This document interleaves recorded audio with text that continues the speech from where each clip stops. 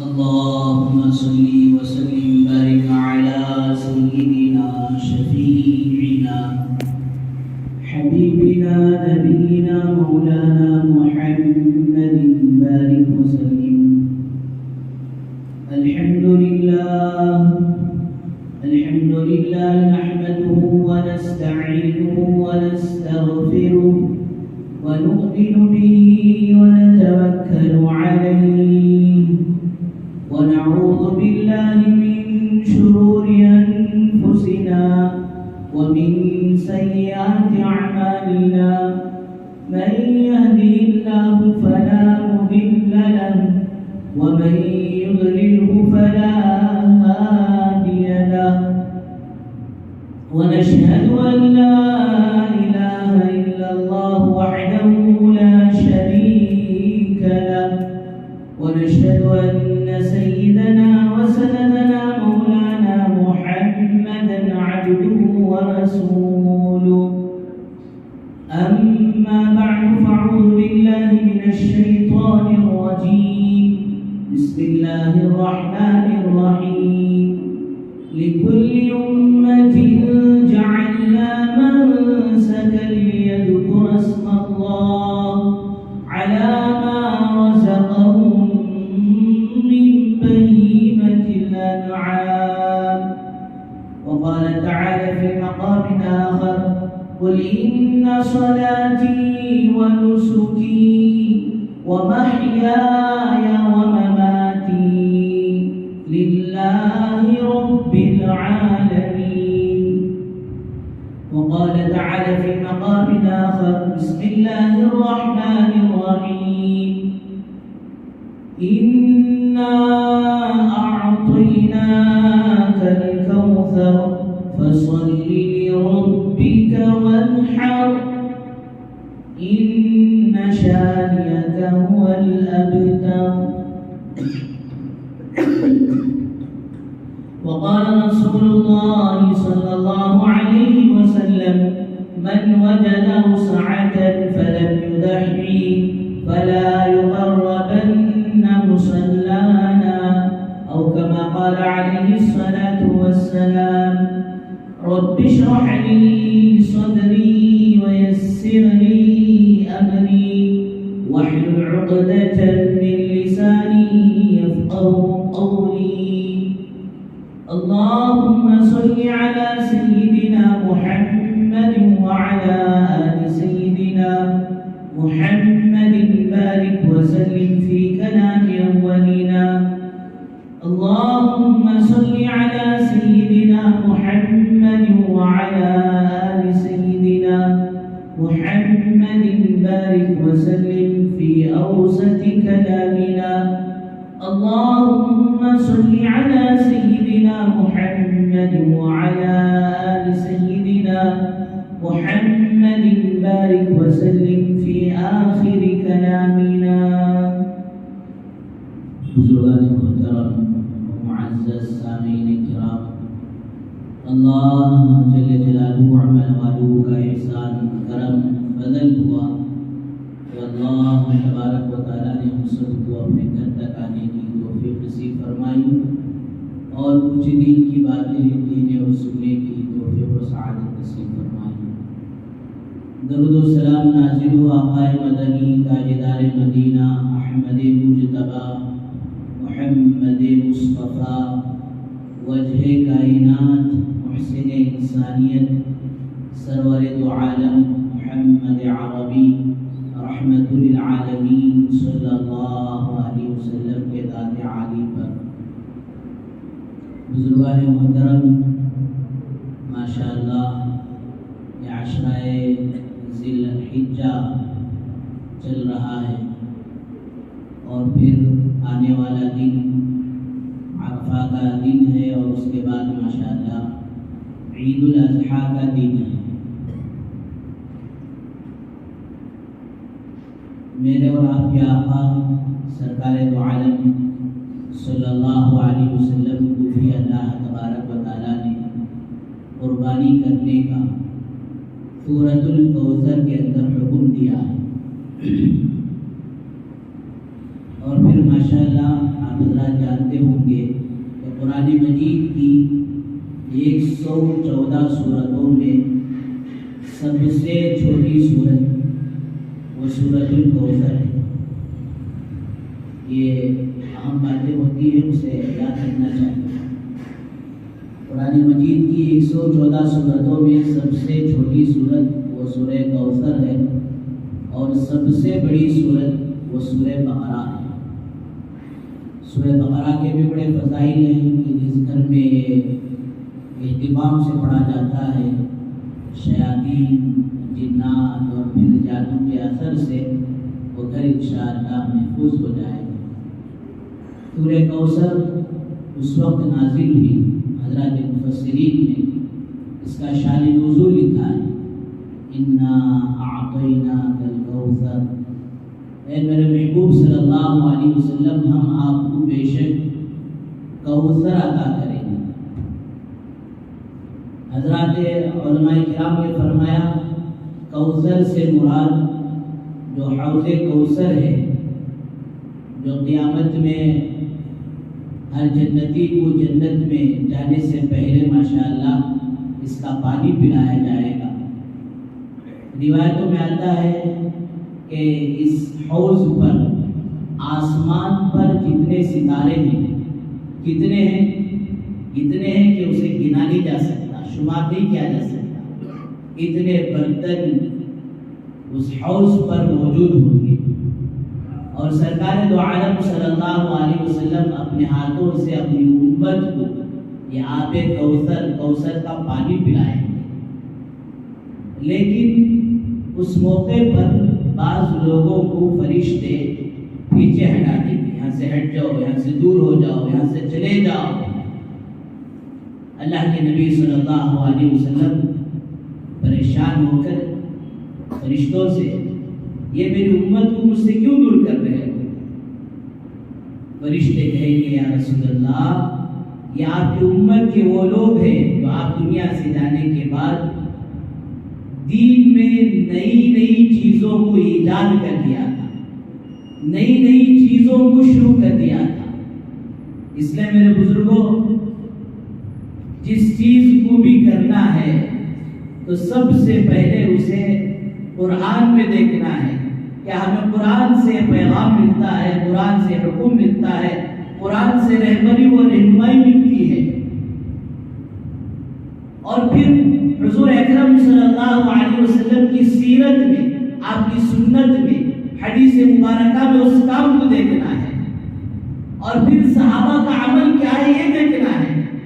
اگر یہاں سے کوئی چیز نہیں ملی تو امت کا، علماء امت کا ایک بڑا مجمع جس چیز پر جم جاتا ہے اور وہ جم کر اس پر جب قیاس کرتا ہے تو اس چیز کو دیکھنا چاہیے۔ اگر یہ چیزیں یہ ہم کرنے والا کوئی کام ان 4 جگہوں سے نہیں مل رہا ہے تو اب ایمان والا ہوشیار ہو جانا چاہیے کہ اب مجھے یہ کام کرنا نہیں چاہیے۔ کیا حضرت ایسا بولے تو مثال کے طور پر آج ایک بیماری مسلمانوں کو لگ گئی، کیا بولے تو برتڑے کی۔ اب دیکھو اس بات کو اللہ کے کلام سے، اب دیکھو اس بات کو سرکار دو عالم صلی اللہ علیہ وسلم کی سیرت سے، حدیث مبارکہ سے، صحابہ کی زندگی سے۔ اگر آپ کو کہیں نہیں مل رہا تو سمجھو کہ یہ اسلام کا عمل نہیں ہے، یہ دین کا عمل نہیں ہے، یہ شریعت کا عمل نہیں ہے، یہ قرآن کا عمل نہیں ہے، یہ حدیث رسول اللہ صلی اللہ علیہ وسلم کا عمل نہیں ہے، تو پھر یہ کسی غیر کا عمل ہے۔ خلاف پیغمبر کسیرا گزید، ہر چیز کو منزل خواہد رسید۔ جو بھی سرکار دو عالم صلی اللہ علیہ وسلم کے خلاف راستہ اختیار کرے گا دوستو کبھی بھی منزل مقصود کو نہیں پہنچے گا۔ جانا تھا بمبئی، کہاں جانا تھا؟ بمبئی، نیشنل ہائی وے اس کا طے ہے، یاد نہیں کرتا ہے، بیٹھ گیا بٹراس کی گاڑی میں، ابھی جاتا رہا جاگے کچھ ہوتا ہی نہیں، لیکن اس کی منزل سے نہیں ملے گی۔ ارے میں بمبئی کا راستہ تو ادھر ہے، اس کا ہائی وے الگ ہے، اس کی بس الگ ہے، تم کہاں بیٹھ گئے؟ میرے بزرگوں دوستو، آج یہ نہیں سمجھنا کہ میرے پاس مال ہے اور جیسے چاہے میں زندگی گزار لوں، رب چاہے چھوڑ کر من چاہے زندگی گزار لوں۔ فرمایا کہ ڈرنا اس بات کی ہے کسی خیر کے کام میں، بھلائی کے کام میں، اچھے کام میں، جس سے ہماری آخرت سنورتی، جس کا بدلہ ہمیں دنیا میں بہترین سے بہترین بدلہ ملنے والا تھا، اس جگہ یہ مال لگانا تھا کہ پتہ نہیں کیا مجھ سے گناہ ہو گیا کہ میں غلط جگہ مال لگا۔ اور پھر یہ شریعت کا مسئلہ نہ ہونے کی وجہ سے فرمایا جو جس قوم کی مشابہت اختیار کرے گا، من تشبہ بقوم فہو منہم، جو کسی قوم کی مشابہت اختیار کرے گا کل قیامت کے دن وہ اسی کے ساتھ اٹھے گا۔ بہرحال بزرگوں دوستوں، ٹاپک سے بات نکل جائے گی، ہٹ جائے گی، تو اس موقع پر فرشتے لوگوں کو واپس کر دیں گے جس نے دین میں نئے نئے طریقے ایجاد کر لیے۔ یہ بعض اہل علم حضرات موٹی بات میں فرماتی، ہمیں تو لکیر کے فقیر بن کر رہنا ہے۔ شریعت جس چیز کو بتا دیا، ہمارے دماغ میں آئے یا نہ آئے، ہمارے عقل میں آئے نہ آئے، ہمیں اچھا لگے یا نہ لگے۔ میں نے 2 جمعہ پہلے بات شروع کی تھی کہ حج کا سارا فلسفہ، قربانی کا سارا فلسفہ وہ حضرت ابراہیم علیہ السلام کی ادا کی ہوئی ادائیں ہیں، وہ آپ کا طریقہ ہے۔ ایک تو سارا قرآن کہتا ہے اقیموا الصلاۃ وآتوا الزکاۃ، نماز قائم کرو، زکات ادا کرو، اور پھر حضور اکرم صلی اللہ علیہ وسلم بے نمازی کے بڑی سخت وعیدیں بتائی، یہاں تک کہ فرمایا گھر قریب ہے، مسجد میں جا کر جماعت سے نماز نہیں پڑھ رہا، یہ نہیں فرمایا کہ نماز چھوڑ دیا، نماز پڑھ رہا ہے، جماعت سے جا کر نہیں پڑھ رہا، الگ تنہا پڑھ رہا ہے۔ اللہ کے نبی صلی اللہ علیہ وسلم فرماتے ہیں میرا دل چاہتا ہے کہ چند نوجوانوں کو جمع کر چند یہ دن کولسا لکڑیاں جمع کروں اور پھر اسے آگ لگا، لیکن وہی اللہ، وہی رسول اللہ صلی اللہ علیہ وسلم کی عرفات کا میدان آج سارے حجاج کرام ماشاءاللہ یہ حج کا وہ اہم فریضہ وقوف عرفہ ادا کرنے کے لیے سارے حجاج کرام ماشاءاللہ جمع ہو چکے ہیں۔ دعا فرمائے اللہ تعالیٰ ان سب کے حج کو حج مقبول بنائے، حج مبرور بنائے، اللہ پاک ہمیں بھی وہاں کی حاضری کی سعادت نصیب فرمائے۔ اب حکم ہے جیسے ہی سورج ڈھل جائے عرفات کا میدان چھوڑ کر نکل جاؤ۔ کب؟ عین مغرب کے وقت، عین مغرب کی اذان ہوگی۔ اب تک مغرب پڑھنا اللہ کی طرف سے حکم تھا، لیکن حاجیوں آج تمہارے لیے مغرب پڑھنا گناہ ہو جائے گا۔ مغرب یہاں نہیں پڑھیں گے بلکہ مزدلفہ میں جا کر پڑھیں گے۔ عقل میں بات نہیں آتی، میں ایسا نمازی ہوں کہ ساری زندگی میں نے کبھی کسی نماز کو نہیں چھوڑا، آج کیسے چھوڑ دوں؟ تیرے سمجھ میں آئے یا نہ آئے، یہاں سے عرفات کا میدان چھوڑ کر نکل، پیدل جا، سواری جا، جیسے بھی جا، اور تو جلدی جا کر مزدلفہ پہنچ بھی گیا۔ اب بھی مغرب کی نماز نہیں پڑھنا جب تک کہ عشاء کا وقت شروع نہ ہو جائے۔ عشاء کا وقت شروع ہو، عشاء کے وقت میں پہلے مغرب کی نماز پڑھو اور بعد میں عشاء کی نماز پڑھو۔ اذان 1 2 اقامت بول کر پہلے اقامت بولنا، مغرب ادا کرنا، پھر اس کے فوراً بعد اقامت بولنا، عشاء پڑھنا۔ اور میں اب تک جہاں اللہ کہہ رہے ہیں وہاں اللہ کا حکم پڑھنے کا تھا، اب اللہ حکم کرنے کا بیان نہ پڑھو، بیان پڑھنا اللہ کا حکم ہے۔ تو بہرحال میرے بزرگ دوستو، ہماری عقل میں بات آئے نہ آئے، یہ ہمیں اس کے فیوچرز کے فائدے سمجھ میں آئے نہ آئے، فرمایا ایمان والے کو چر و چرا کی کوئی ضرورت نہیں، بلکہ ہر عمل کو ویسے کرنا جس طرح اللہ اور اللہ کے رسول صلی اللہ علیہ وسلم چاہتے ہیں۔ اسی کو کہتے ہیں مسلمان، اسی کو کہتے ہیں لا الہ الا اللہ کا اقرار کرنے والا، اسی کو کہتے ہیں رب چاہی زندگی گزارنے والا۔ بہرحال سورہ کوثر کیوں نازل ہوئی؟ حضور اکرم صلی اللہ علیہ وسلم کے صاحبزادے حضرت ابراہیم رضی اللہ عنہ کا انتقال ہو گیا، تو عاص بن اوائل اور ایک روایت کے مطابق کعب بن اشرف یہودی، یہ 2 حضرات تھے جو یہ کہتے تھے کہ اب حضور کا چراغ بجھ جائے گا، اب مقطوع النسل ہے، آپ کی بیٹیاں تو ہیں، آپ کے بیٹے نہیں ہیں، جس کی وجہ سے اب یہ دین محمدی آگے نہیں بڑھے گا، یہ دین محمدی صلی اللہ علیہ وسلم ختم ہو جائے گا، اس کی اشاعت نہیں ہوگی، اس کا چرچا نہیں ہوگا، اس کا پیغام آگے تک نہیں بڑھے گا۔ میرے بزرگوں، اس موقع پر جب یہ چاہتے تھے کہ حضور اکرم صلی اللہ علیہ وسلم کی یہ لائی ہوئی شریعت اور آپ کا دین اب ختم، اس لیے کہ آپ کا کوئی بیٹا نہیں ہے، کہ آپ کا کوئی بیٹا ہوتا تو آپ کی نبوت کے بعد وہ نبوت کی مشن کو لے کر چلتا، آپ کے کام کے بعد وہ اپنے کام کو آپ کے کام کو اپنا کام بنا کر آگے بڑھتا، لیکن آپ جب آپ کا بیٹا ہی نہیں ہے، صرف بیٹیاں ہیں، تو اس بات کی علامت ہے کہ آپ اس کے بعد آپ کا دین ختم ہو جائے گا۔ لیکن میرے بزرگوں دوستو، اللہ تعالیٰ آپ کے مقام و مرتبے کو بہت اونچا کیا۔ کتنا اونچا کیا؟ وَرَفَعْنَا لَكَ ذِكْرَكَ، اے میرے محبوب صلی اللہ علیہ وسلم، ہم نے آپ کے ذکر کو بلند کیا، اتنا بلند کیا کہ کلمہ اس وقت تک پورا نہیں ہوگا جب تک کہ اللہ کے نام کے ساتھ آپ کا بھی نام نہ آ جائے۔ لا الہ الا اللہ محمد رسول اللہ۔ حضرت آدم علیہ السلام عرش پر جیسے ہی آپ کے جسم میں روح ڈالی گئی اور آپ نے آنکھ کھولا تو ماشاءاللہ عرش پر لکھا دیکھا لا الہ الا اللہ محمد رسول اللہ۔ اور میں قیامت کے صبح تک دنیا کے کونے کونے میں جب تک اذان ہوتی رہے گی تب تک آپ کا نام باقی رہے گا۔ اور فرمایا یہ دنیا کے اندر اللہ تبارک و تعالی نے آپ کی شان کی، آپ کی عظمت کی بتائی، اور پھر قیامت میں کیا ہوگا؟ قیامت میں پوری صفے حضرت آدم علیہ السلام سے لے کر اس امت کے آخری فرد تک پوری ٹوٹل صفے 120 صفے ہوں گے، اور وہ ایک صف کتنی بڑی ہوگی اللہ بہتر جانتا ہے۔ اور فرمایا ان 120 صفوں میں 40 صفے حضرت آدم علیہ السلام سے لے کر حضرت عیسیٰ علیہ السلام کی قوم تک کے ہوں گے۔ اب کتنے بچے 120 میں 40 کے دو جی 80 صفحے صرف سرکار مدینہ صلی اللہ علیہ وسلم کی امت کے ہوں گے۔ آخرت میں اللہ تعالیٰ نے اتنا بڑھایا اور دنیا میں آپ کے نام کو اتنا اونچا کیا۔ پھر آگے کہتے ہیں میرے محبوب آپ فکر کرنے کی ضرورت نہیں، آپ پریشان ہونے کی ضرورت نہیں، ہم آپ کو کوثر عطا کریں گے۔ کوثر کیا ہے؟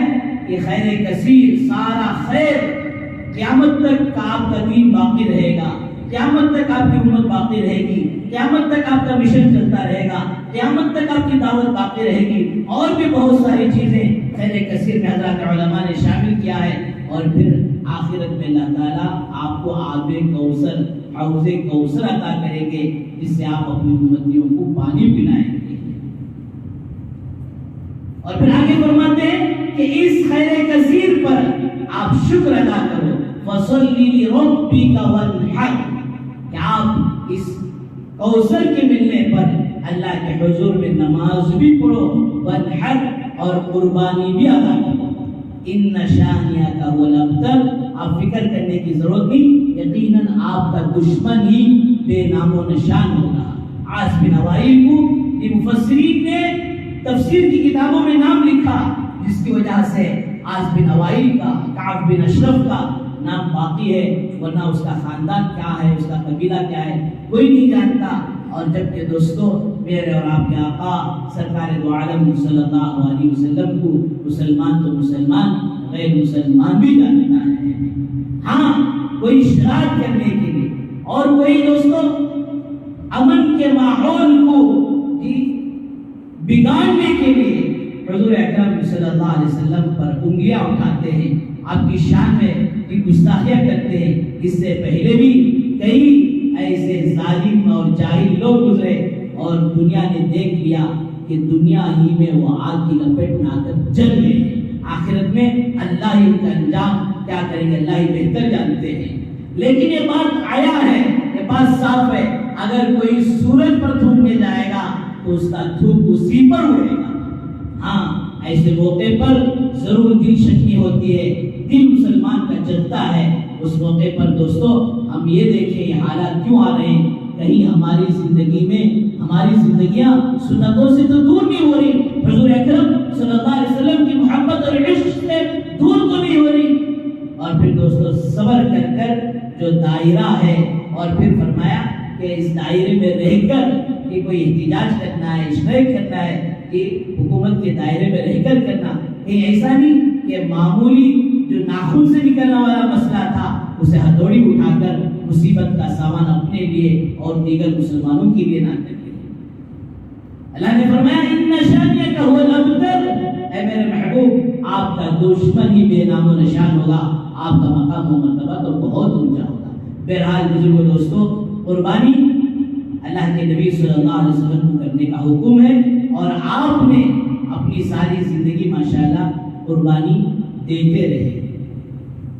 زید بن ارقم رضی اللہ عنہ پوچھتے ہیں کہ اصحاب رسول صلی اللہ علیہ وسلم نے پوچھا ما هذه الاضحیہ یا رسول اللہ، اللہ کے نبی صلی اللہ علیہ وسلم یہ قربانیاں کیا ہیں، یہ قربانیاں کیوں دی جاتی ہیں؟ قال رسول اللہ صلی اللہ علیہ وسلم سنت ابیکم ابراہیم علیہ السلام، میرے صحابہ یہ تو آپ کے دادا حضرت ابراہیم علیہ السلام کی سنت ہے۔ حضرت صحابہ پھر پوچھتے ہیں ما لنا فیہا یا رسول اللہ، یہ تو ہمارے دادا کی سنت ہے، صحیح ٹھیک ہے، لیکن ہمیں اس میں کیا ملے گا؟ دو فضیلتیں میرے بزرگوں دوستو حدیث سے معلوم ہوتی ہے قربانی دینے کی۔ پہلے تو آپ نے فرمایا لِكُلِّ شَعْرَةٍ حَسَنَةٌ، میرے صحابہ ہر قربانی کے جانور کے ہر بال کے بدلے میں تمہیں ایک نیکی دی جائے گی۔ کون سے بال؟ جو کہ ماشاءاللہ چمڑے کے بیپاری ہیں، ان بالوں کو رگڑ کر یا پھر نمک لگا کر ختم کر دیتے ہیں، وہ ختم ہونے والے بال پر، وہ بال جو بعد میں چل کر اسکراب بن جاتے ہیں اور نالیوں میں بہا دیا جاتا ہے، اس بال پر بھی اگر ایک ایک نیکی ہے تو اس کے چرم پر کیا ہے، اس کے گوشت پر کیا ہے، اس کے خون کے بہانے پر کیا اجر ہے۔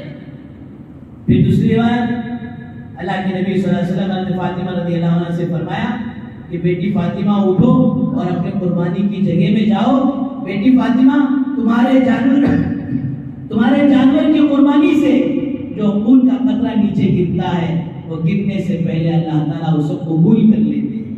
اور دوسری بات فرمائی کہ بیٹی فاطمہ اس خون کے قطرے کے گرنے سے پہلے اللہ تبارک و تعالیٰ تمہاری مغفرت کر دیتے ہیں۔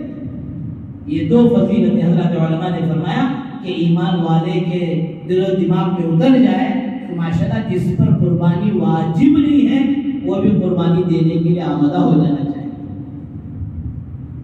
ایک عورت جو ہے وہ مسئلہ معلوم کرتی ہے حضرت سے کہ حضرت میں سال بھر کبھی 5 روپے، کبھی 10 روپے، کبھی 20 روپے، کبھی 50 روپے، کبھی 100 روپے جمع کر کر کر ماشاءاللہ یہ قربانی کا بکرا خرید کر قربانی کرتی ہوں، کیا اس عمل پر اس طرح میرے تھوڑے تھوڑے پیسے جمع کر قربانی دینا جائز ہے؟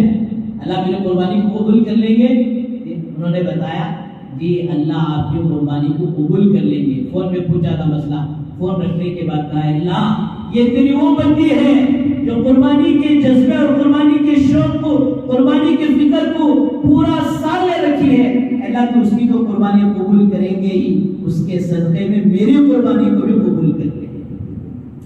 تو بہرحال بزرگوں دوستوں بھائیوں، یہ قربانی کا عمل حضرت ابراہیم علیہ السلام کا، حضرت اسماعیل علیہ السلام کا عمل ہے۔ اس طرح میں نے گزشتہ جمعہ عرض کیا، صرف یہ بات نہیں ہے کہ جانور کو اللہ کے راستے میں قربان کرنا، یہ تو ایک اس کی صورت ہے، اور اس کی حقیقت یہ ہے کہ اپنے آپ کو اللہ کے راستے میں قربان کرنے کا جذبہ پیدا کرنا۔ حضرت ابراہیم علیہ السلام ایک بات یہ یاد رکھنے کی ہے کہ جب بھی آدمی جس کام میں، جس خیر کے کام میں محنت کرتا ہے، آگے بڑھنا چاہتا ہے، تو اس وقت دوستوں کوئی نہیں ہوتا۔ جس طرح حضرت ابراہیم علیہ السلام نے یہ قربانیاں دی ہیں، اس وقت کوئی نہیں تھے، صرف ایک حضرت ابراہیم علیہ السلام تھے، اور وہ مکان بھی کہاں ہے؟ بواد غیر ذی زرع۔ علماء نے فرمایا اللہ تعالیٰ امریکہ کو جو ہے پسند کر لیتے، یا پھر کشمیر کے علاقے کو پسند کر لیتے، کبھی لندن اور جاپان کو پسند کر لیتے اپنا گھر بنانے کے لیے، آخر کیا بات تھی کہ سارے علاقے چھوڑ کر مکے کے ان پہاڑیوں کے درمیان میں اللہ نے اپنا گھر بسانے کا ارادہ کیا؟ حضرات علماء نے عجیب بات لکھی ہے کہ جب بھی کوئی میرا بندہ میرے گھر کو آئے تو لندن، جاپان، پیرس اور پھر فلاں فلاں اور وہاں کی چیزوں کو دل میں لے کر نہ آئے، بلکہ صرف میری ہی محبت لے کر آئے، میرا ہی جذبہ لے کر آئے، میرا ہی شوق لے کر آئے، کسی اور چیز کا جذبہ، کسی اور چیز کا شوق، کسی اور چیز کی محبت نہ ہو۔ اسی کو سورہ انعام کے آخر میں فرمایا قل ان صلاتي نسكي ومحياي ومماتي لله رب العالمين۔ زندگی کا مقصد بتایا گیا، اے میرے محبوب آپ کہہ دیجئے یقیناً میری نماز، میری قربانیاں، ومحیاي اور میری زندگی، ومماتی اور میرا مرنا، سب کچھ اللہ کے لیے۔ اس لیے بزرگو دوستو، اس دنیا کی زندگی کو غنیمت سمجھو، قیمتی سمجھو، اور پھر ہمیشہ دل و دماغ میں یہ رہے کہ میں دنیا میں جو جی رہا ہوں عائش کرنے کے لیے نہیں جی رہا ہوں، دنیا میں جو جی رہا ہوں فرمایا دوسروں کے اوپر یہ اپنی حکومت چلانے کے لیے نہیں جی رہا ہوں، بلکہ میرے جینے کا مقصد وہ اللہ ہے۔ اگر میرے سامنے بیوی ہے تو فرمایا اسے بھی یہ سمجھے کہ بیوی بھی اللہ کی طرف سے ہے، اور بیوی کو میں نے بیوی اس لیے بنایا ہے، اللہ کا حکم ہے۔ میرے سامنے اولادیں ہیں تو فرمایا اس پر فخر نہیں ہے، یہ اولاد اللہ کی نعمت ہے، اس پر میں شکر گزاری کروں گا۔ مال ہے تو فرمایا اس مال پر میں شکر گزاری کروں گا۔ صحت ہے، اس صحت پر میں شکر گزاری کروں گا۔ یہ جو کچھ ہے یہ سب اللہ کا دیا ہوا ہے، اللہ ہی کی طرف سے ہے۔ تو دوستو اگر یہ جذبہ اور پھر یہ فکر ایمان والا دل و دماغ میں لے کر چلے تو فرمایا دوستو اس کی کوئی سانس، اس کی کوئی دن، اس کا کوئی رات وہ غافل ہو کر غفلت میں نہیں گزرے گا، تو سب کچھ اللہ کے لیے ہو جائے گا۔ تو بہرحال یہ قربانی کا عمل صرف اس امت کے لیے نہیں ہے، لِكُلِّ أُمَّةٍ جَعَلْنَا مَنْسَكًا، اللہ تعالیٰ ہر قوم میں یہ قربانی کے عمل کو رکھا ہے۔ بہرحال جن کے پاس دوستو آج کے حساب سے 40 سے 45 ہزار تک کی رقم ہو جاتی ہے، اس پر قربانی واجب ہے۔ شوہر کے پاس اتنا مال ہے، کیش پیسے ہیں یا بزنس کا مال ہے، یا عورت کے پاس اتنا زیور ہے، تو فرمایا کہ سب پر قربانی واجب ہے۔ حضرت ہمارے 2 جنے کے پاس ہے، ہمیں ایک لے دیا تو چلتا کہ نہیں، ہر ایک کی قربانی الگ الگ ہے۔ من وجد وسعۃ، جس کسی نے وسعت پائی فرمایا اس پر الگ الگ قربانی واجب ہے۔ نہیں نا ہمیں گھر میں سب ایک ہی ٹک رہتی کہ آپ کا چولہا ایک ہی ٹک سے لگتا سو برابر ہی، ایک فیملی برابر ہی، انکم ٹیکس سب کا ایک ہی 6 ہے، انکم ٹیکس سب کا الگ الگ ہے، یہ انکم سب کا الگ الگ ہے، انکم سب کا الگ الگ ہے، انکم ٹیکس سب کا الگ الگ ہے۔ فرمایا دوستو اسی طرح دن پر گھر میں 4 بھائی ہوں، 5 بھائی ہوں، بعض لوگ یہ حدیث کہہ کر جو ہے بات آگے بڑھا دیتے ہیں، ایسا نہیں ہے۔ اگر ایک بکرا پورے گھر کی طرف سے ہوتا تو میرے اور آپ کے آقا سرکار دو عالم صلی اللہ علیہ وسلم بیل کی بھی اور پھر بڑے جانور کی بھی، اونٹ کی بھی یہ کہتے کہ پورے گھر کی طرف سے ایک دے دو، اس میں کئی کو 7 حصے آئے۔ کیا مطلب؟ گھر میں 7 افراد ہیں، 7 افراد بھی وسعت والے ہیں، تو 7 آدمی 7 کی طرف سے، 7 ناموں کی طرف سے، اور پھر 7 افراد مل کر قربانی دو۔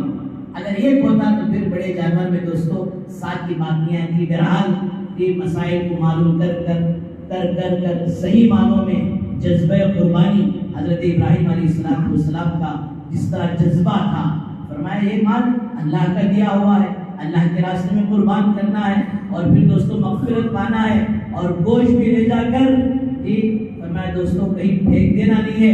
فرمایا گوشت چاہے تو سارے کا سارا اپنے لیے استعمال کریں، سارے کا سارا رشتہ داروں کو دے دیں، سارے کا سارا غریبوں کو بانٹ دیں۔ فرمایا جس طرح کی بھی صورت ہو جائز ہے، اللہ صرف دیکھتے ہیں کہ میرا بندہ میرے نام پر قربانی دیتا نہیں دیتا۔ بہرحال جن پر قربانی واجب ہے دوستو وہ ہر حال میں قربانی دے۔ بڑے کے جانور پر پابندی ہے، کرناٹک میں بڑے کے جانور پر نہ دے، باہر کے علاقوں میں آپ کے کوئی ماشاءاللہ پہچان کے ہوں، اعتماد اور بھروسہ ہو، ان کے ذریعے سے قربانی دے لیں. اللہ توفیق دیا ہے تو بکرا دیں، نہیں ہے طاقت اتنی ہے تو بڑے کے حصے میں جو وہ شریک ہو کر اپنے ہر حال میں قربانی ادا کرنے کی فکر کریں. اور دوسرا عمل، کل ماشاءاللہ عرفہ کا دن ہے، جس طرح گزشتہ جمعہ میں عرض کیا گیا، ایک روزہ عرفہ کا رکھیں گے 2 سال کا اجر اللہ تبارک و تعالیٰ عطا کریں گے. ہم جس ملک میں رہتے ہیں اس ملک کے چاند کے حساب سے یہ عرفہ کا دن ماشاءاللہ وہ آنے والا کل ہفتے کے دن ہے، روزہ رکھنے کا اہتمام کریں. اب تک 1 تاریخ سے لے کر 8 تاریخ تک آج تک روزہ رکھیں، بڑی اچھی بات ہے، نفل روزہ ہے. کل کا روزہ ماشاءاللہ وہ سنت روزہ ہے. اور دوسرا عمل ماشاءاللہ کل فجر کی نماز سے لے کر چاشوبے کے عصر تک ہر فرض نماز کے بعد مرد عورت بچے بوڑھے سب پر ماشاءاللہ تکبیر تشریف پڑھنا واجب ہے.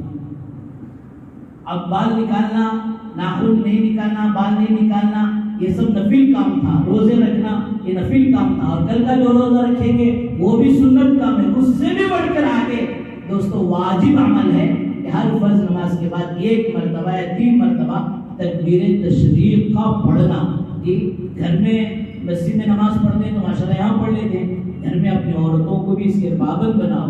کبھی بھول جائیں تو فون کر پوچھو کیا کباب کا مسئلہ تیار ہے کیا، بھات کا مسئلہ تیار ہے کیا، یہ ہے کیا، وہ نہیں بلکہ بیگم نماز پڑھے نا ساتھ ہی ساتھ تکبیر تشریف بھی پڑھ لیں. کیا تکبیر تشریف؟ آپ بھی میرے ساتھ ایک مرتبہ آہستہ سے پڑھ لیں. اللہ اکبر اللہ اکبر لا الہ الا اللہ واللہ اکبر اللہ اکبر وللہ الحمد. اسے تکبیر تشریف کہا جاتا ہے. بآواز بلند زور سے امام صاحب نماز پڑھے روز پڑھ لیتے، ہمیں سننے کی ایسا نہیں. ہر مرد پر الگ الگ ماشاءاللہ پڑھنا واجب ہے. کسی وجہ سے آپ کی جماعت چھوٹ گئی، 2 رکعت چھوٹ گئے، 2 رکعت پورے ہونے کے بعد پھر تکبیر تشریف پڑھے، جماعت ہی نہیں ملی، آپ الگ سے نماز پڑھ رہے ہیں تو اس موقع پر دوستو الگ سے پڑھانا تکبیر تشریف کا واجب ہے. اس کا خاص اہتمام کریں. اور بھی چند باتیں تھی عرض کرنا تھا، موقع نہیں ہوا. انشاءاللہ عید کے دن 2-4 باتیں اور بھی جو باقی ہیں انشاءاللہ عرض کی جائے گی. اور ایک بات دل و دماغ میں بنا لیں، جس پر 40-35 ہزار کا پیسہ یا پھر اتنا بزنس کا مال یا عورتوں کے پاس زیور ہے، وہ اپنے نام سے قربانی، پہلی قربانی، لاش قربانی، سینٹر کی قربانی، یہ سب جو ہے دوستو غلط طریقے سے ذہن سے نکال دیں. 3 باتیں ہیں. واجب قربانی اپنے ہی نام سے دینا، ایک دے کر اللہ بھی طاقت دیا ہے، اب کسی کے نام سے دو، حبیب کے نام سے دو، حضور کے نام سے دو، ایک ہے. دوسری بات آپ پر واجب ہی نہیں ہے، واجب ہی نہیں ہے. 40-45 ہزار روپے آپ کے پاس نہیں، نفل قربانی ہے. اب آپ کو اختیار ہے، آپ جس کے نام سے بھی چاہیں. لوگ مسئلہ پوچھتی لیکن کیا پوچھے تو بھی چونکہ شوق کو پوچھتے سو کرتی سوچ کیسا اللہ کے نام سے دیا تھا، سر بابا کے نام سے دیا، اس بار حضور کے نام سے. حضور خود بتا رہے کہ جب تمہارے پاس وسعت ہے تو تم آپ اس وقت اپنے نام سے دینا ہے. بہرحال دوستوں آخری بات یہ ہے کہ باقی صفائی کا خاص اہتمام کریں. ہماری قربانی کی وجہ سے کسی کو، اپنے پڑوسی کو، کسی غیر بھائی کو، برادران وطن کو کسی طرح کی کوئی تکلیف نہ ہو. اللہ پاک قرآن میں فرماتے ہیں یقیناً اللہ تعالیٰ پاک رہنے والوں سے، توبہ کرنے والوں سے محبت کرتے ہیں. الطہور شطر الایمان، پاکی آدھا ایمان ہے. تو اس خون کا، اس گوبر کا، اس کی پاکی صفائی کا پہلے ہی سے نظم بنا کر اچھی طرح سے قربانی دو اور پاکی صفائی کا پورا خیال رکھو. اللہ تعالیٰ ہم سب کو ان باتوں پر بھرپور عمل کی توفیق نصیب فرمائے. وآخر دعوانا الحمدللہ رب العالمین. عید کی نماز انشاءاللہ ٹھیک 7 بجے ہوگی جو حضرات سنت نے